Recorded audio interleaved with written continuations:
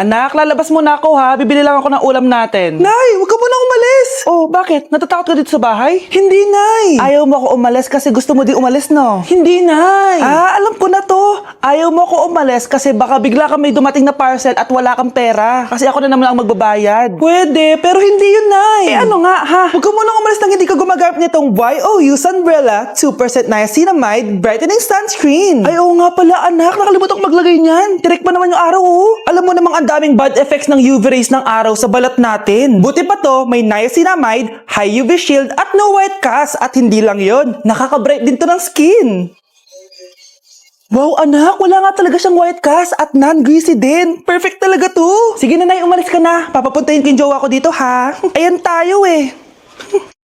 Anak, pag nawala na ako, gusto ko lumaki kang mabuting tao, ha? Nay, ano ba yan? Tumigil ka na dyan sa kakaganyan mo. Pag nawala na ako, huwag mo akong kakalimutan, ha? Pakilala mo ako sa magiging anak mo. Sabi ko tumigil ka na eh. Oh, anak, tulog ka pa din? Di ba may pasok ka? Kumising ka na. Si nanay naman eh, umagang-umaga eh. Anak, umupo ka na dyan. Malapit na matapos ng favorite mong ulam. Ayoko niyan, Nay. Ay, naku, maldita na naman siya. Oh, anak, tapos na to favorite mo lasagna. Kumain ka na. Bakit ka pa nagluto niyan? Ayoko nga niyan, di ba? Wala akong gana. Anak, anong oras na, oh? Matulog ka na, ha? Hindi, Nay. Magpupuyat ako. Ano ba, anak? Bakit ka ba ganyan sa akin, ha? Magpupuyat ako! Kasi miss na kita, Nay. Miss na kita, Nay. Happy Mother's Day, Nay. Number 1. Ano ang war na naganap noong 1939? Ako, ma'am. Okay, Kyle. Battle of Yultong. Anong Battle of Yultong na yan, ha? Puro ka kasi TikTok eh. Yun po kasi yung uso, ma'am, eh. World War II yun, class, ha? Puro ka kasi cellphone, kaya di mo alam. Confiscate ko yan eh. Number 2, madali na lang to, ha? What is the Philippine National Anthem? Ma'am, alam ko yan. Yes, Scarlett. Ano kasi yun, Selos by Shaira? Anong selos-selos, ha? At di ko alam bakit ba nagkakaganto. Pinagluloko niyo ba ako dito, ha? Lupang hinirang yon. Ay, iba pala, ma'am. Lahat kasi sila kinakanta yan, eh. Aba, saan kayo galing, ha? Sa kantin po, ma'am. Ang kakapal ng mga mukha nyo. Hindi nyo na alam yung mga boundaries nyo. Bes, alam ko na to. Magte-trending si ma'am. Hala, nakalive pala ako. Kinulong po ni nanay si Scarlett sa bodega. Ha? Anak? Anak, walang iya talaga yung tita mo. Anak, sorry kung ngayon na ako nagpakita. Pinakulong kasi ako ng babaeng yan. Deserve mong makulong. Ikaw ang ikukulong namin dahil child abuse ang ginagawa mo. Ano? At hindi mo na din makukuha ang 50% ng mana. Hindi pwede! Nay, masaya ako na nandito ka na. At hindi na din tayo maghihirap dahil sa pamana ni tatay. Masaya din ako, anak. Siyempre kasama ka dito sa Manta.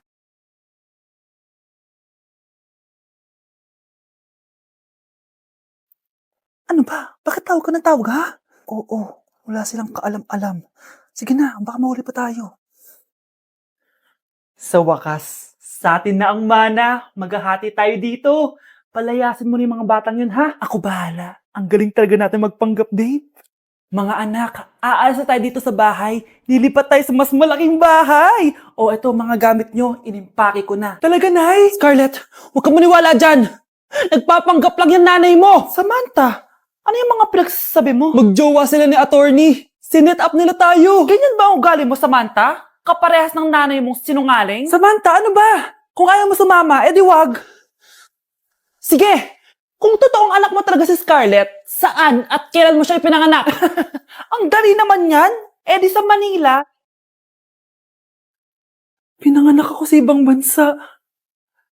Hindi ikaw ang nanay ko. Ay, oo nga pala, sa ibang bansa pala. Sorry, nakalimutan ko. Ang dami namang drama. Total, nasa amin na ang mana. Umalis na kayong dalawa. Kung ayaw niyong pati kayo, ipakulong ko. Kung meron mang makukulong, kayong dalawa yon.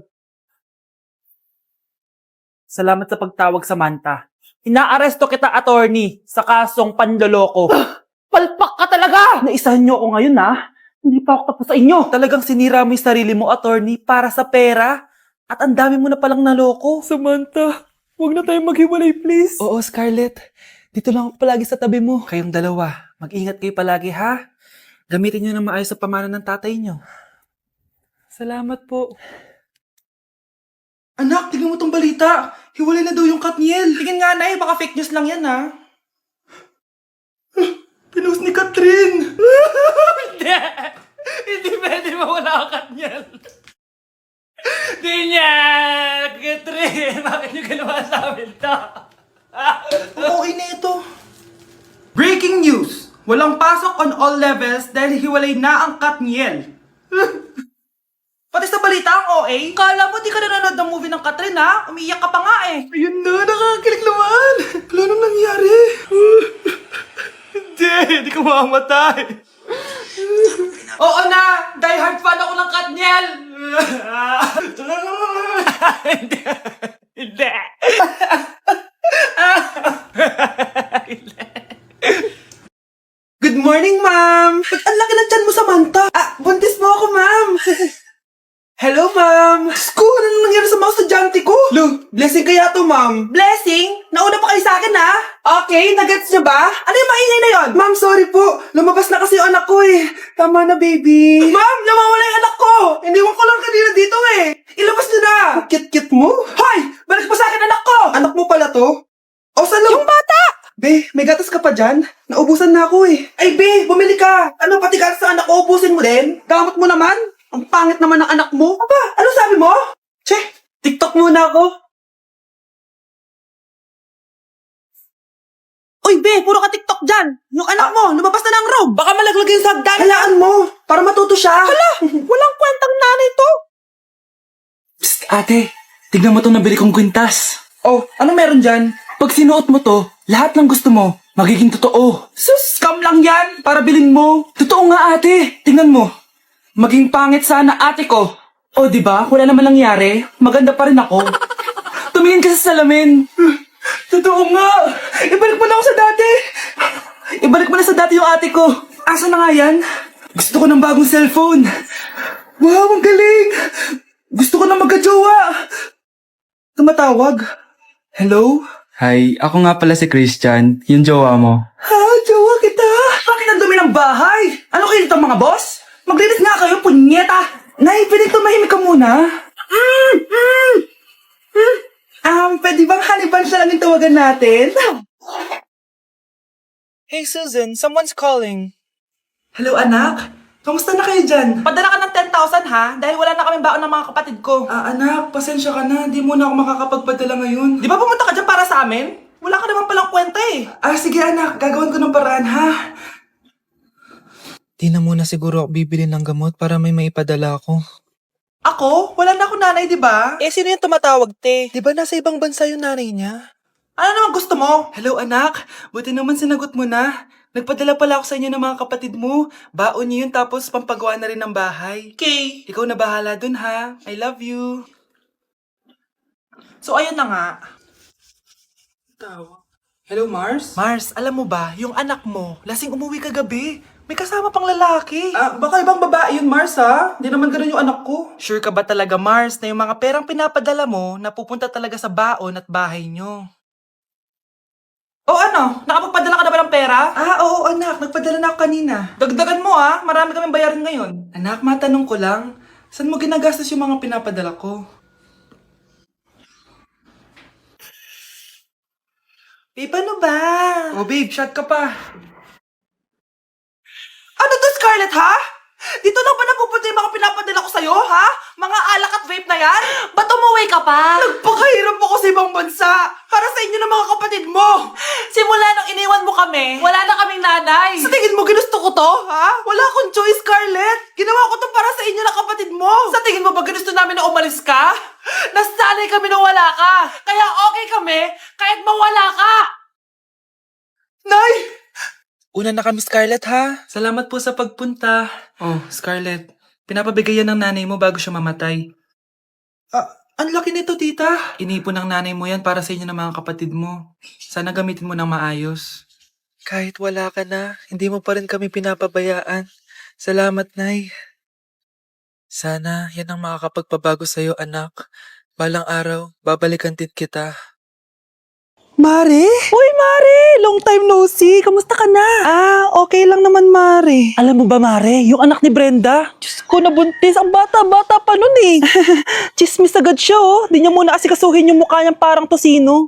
Trust the process kasi yan, Mare. Huwag mo na i-gaslight sarili mo, Mare. Kaka-rejuve mo yan eh. Tingnan mo na sira ng skin barrier mo, oh. Tapos namamaga pa yung mukha mo. Wala akong choice, Mare. 3 months na nga ang kulay red yung mukha ko. Akala nga nila ako na si Anger ng Inside Out. Gusto mo ng choice? Oh, eto, bibigyan kita ng choice. Gamitin mo tong Glad to Glow Blueberry Face Wash. For sure, after mo gamitin to, aayos na yung skin barrier mo at mawawala na pagka-inflame ang skin mo. Gamitin mo to day and night para bongga. Ay, salamat dito, Mare, ah. Oh, akala mo nakakalimutan ko na? Nasaan yung utang mo? Huwag ka munang dumagdag sa problema ko ngayon, Mare, ha? Babe, alis na ako. Aalis ka na? Pupunta ka na sa work. Oo, babe. Pupunta ka sa work. Tapos gagalingan mo sa work. Tama, babe. Tapos magpapakit ka sa work. Tapos may magkakagusto sa'yo dun sa work. Tapos pag may nagkagusto sa'yo, kikiligan ka. Magmamahalan kayo. Di ganun, babe. Iiwanan mo ako. Pag iniwan mo ako, mag-isa na lang ako. Magiging miserable ako. Di ako makakain. Magkakasakit ako. Mamamatay ako. Gusto mo ba ako mamatay? Hindi. Huwag ka nang umalis. Huwag ka nang pumunta dun sa work. Look, si Overthink. Anak, bilan mo ako ng tubig na sa 7-Eleven. Bilis na. 7-Eleven? Sige, Nay. Nay, alis na ako, Pag may dalang maleta yun. Ano namang trip ng babaeng to? Manonood na nga lang ako. Wow, ganito pala itsura ng airport. Ang ganda. Ganito pala feeling sumakay ng airplane. Eto ba yun, yung 7-Eleven? Teka, anong oras na? Bakit di pa umuwi yung babaeng yun? Ayan, ito yung pinapabili ni nanay. Tawagan ko na nga. Ay, hello, Nay. Eto na, nabili ko na pinapabili mo. Nasaan ka na, ha? 7-Eleven, di ba, Nay? Oo, 7-Eleven. Diyan lang sa may kanto. Ay, akala ko kahit sa 7-Eleven. Ha? Nasaan ka ba?